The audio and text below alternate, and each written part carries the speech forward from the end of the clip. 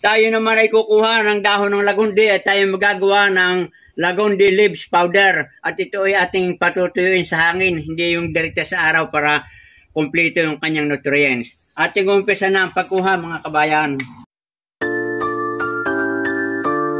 Ito na mga kabayan, yung ating powder ng lagundi. Pagkaraan ng 7 araw na ating mapatuyo sa hangin at medyo malutong na yung kanyang dahon, ay atin ang ibinilend sa blender. Ito na yung kanyang resulta. Napaka-pinot, napakaganda.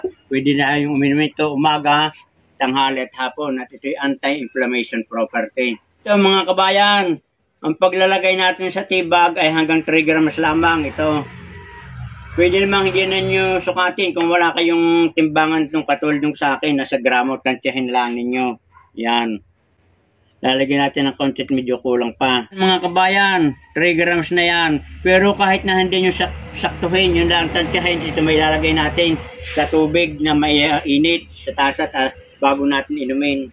Yan ito mga kabayan, ang paggagawa nitong ating powder ng lagundi ay tingnan na lang ninyo yung kumpletong pamamaraan sa aking page ng ginawa natin sa bayabas, guava leaf powder at saka dito sa moringa powder. Yun is same process din ang pamamaraan paggawa nito. Ay ngayon mga kabayan, tayo naman ay maglalagay ng tibag sa mainit na tubig.